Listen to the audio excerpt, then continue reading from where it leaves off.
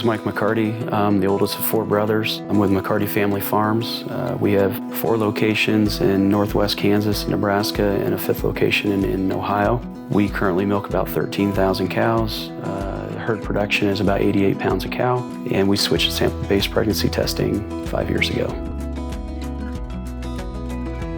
We've kind of done the whole gambit. We've gone from the weekly vet to the vet every 2 weeks, the vet doing P1s, we're doing our own P2, P3 checks. And then it just got to the point where trying to schedule, coordinate, and be consistent wasn't working. So we're like, hey, we're gonna ultrasound. So we go to ultrasounding, and we did that for a lot of years. And then it boiled down to trying to keep people trained, trying to keep people with vacation scheduling. And it, again, it became a scheduling conflict for us. So that was part of the reason we looked at the sample-based pregnancy testing, where we can train a multitude of people to do that process. And then when we moved to the milk-based, it became even simpler. I've got 3/4 of the people on our farm can do that process. So it simplified things for us. From a palpation or ultrasound, is a 2-person job, and you're trying to round cows up. So from an animal handling standpoint, the cows that did not lock or were loose, we've got to catch them. So then you increase the safety risk to the animal and the people at that point. Yeah, we went to our own in-house ultrasounding. We were fortunate to work with a large herd veterinarian that he was trying to get away from that day-to-day grind just because of the physicality, and we wanted to stay more in-house and develop those skills, and it was a way for us to reward employees and teach them skills and move them forward in our group. And then it gets to the point again where, hey, it worked well for us, but then trying to keep it scheduled with multiple locations, trying to keep people trained and make sure things flowed smoothly, it became more of a challenge, and that's when we started to look at a different method.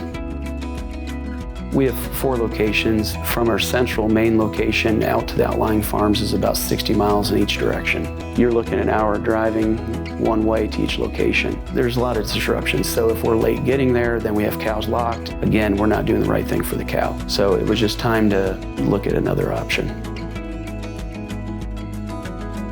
I think there's pros and cons with each method and what you do.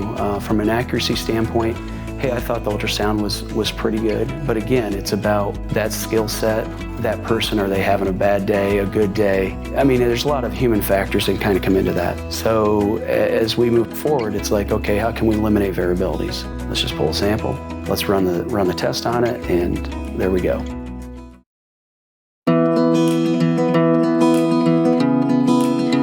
As animal welfare has become a bigger talking point in the country. Anytime there's been an animal welfare issue on any location, it's due to human-cow interaction.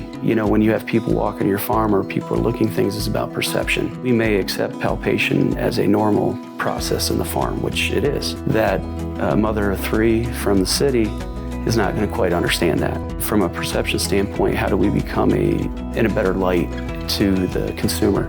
As we've progressed in our steps, in addition to the consumer perception, it was employee safety, cow safety. How do we limit that interaction? How do we change that interaction to create a better process?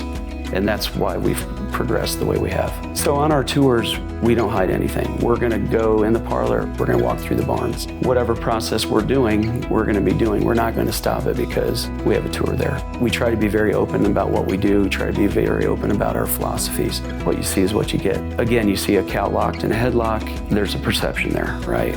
And we explain and we go through those things. Part of the reason we're enjoying the sample-based pregnancy testing with the milk, it's a normal process in the parlor. It's something we're doing every day, and this just works very well with that. The other thing is, we have cows locked. A number 1 rule is minimize lock time, get the cows released, let them be cows, right? We're messing with their behavior, we're messing with their routine when we lock and we palp and we do that. That's another thing as we've moved forward in our mindset and our thought. Hey, how do we minimize cow disruption? How do we minimize that human-to-cow interaction? So that's another reason we progressed from palpation, ultrasound, into the sample-based pregnancy testing.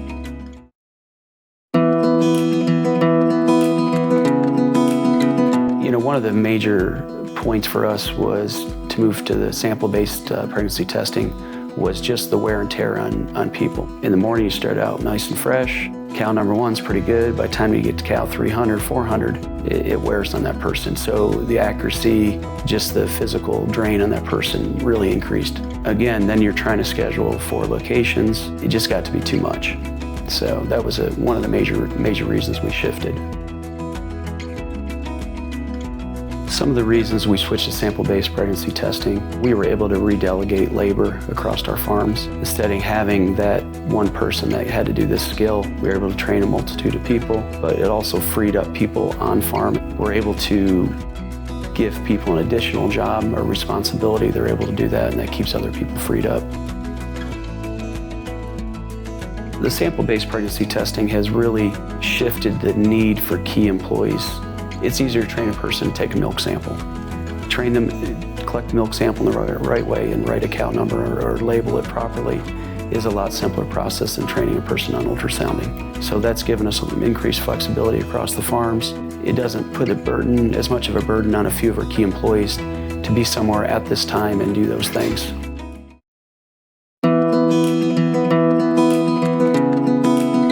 Here in the parlor, the cows come in, they want to be milked, they're walking in, it's part of the normal routine, we're there. And we just utilize the existing labor we have in the parlor to do it. We actually have our parlor managers pull the milk samples.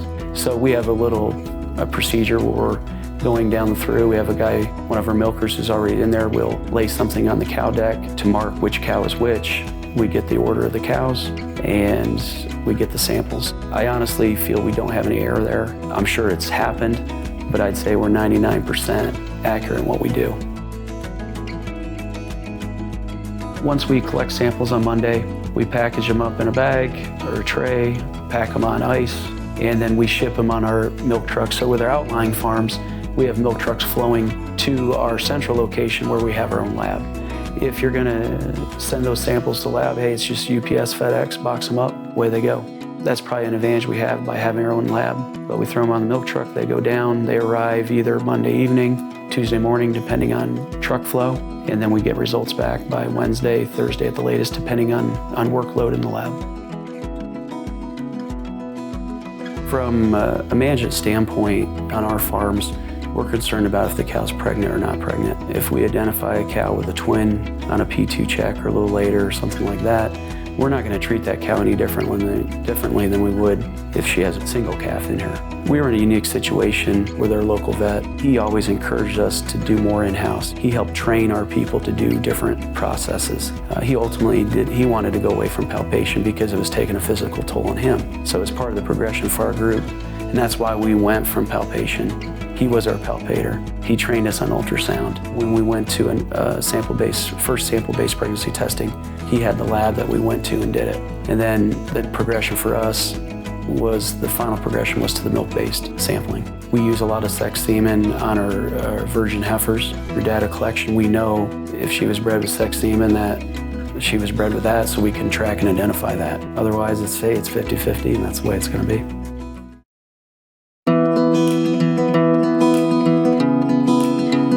The transition to the milk-based sampling was really seamless or painless.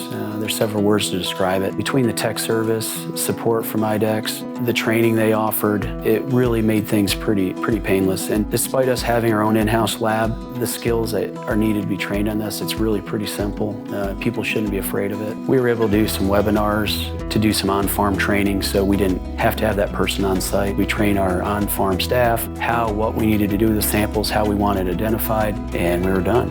We went from no milk-based pregnancy testing to full-blown in a day, and away you run. And from an equipment standpoint, it's been very reliable. I think we've had one issue in 2 years. Any issues, questions, we pick up the phone, we call tech service, and we've got it resolved, or we have a solution in the works. There's been a lot of support there. You're not just sold something and they just kind of leave you and you're on your own. It's been a good experience for us, good relationship.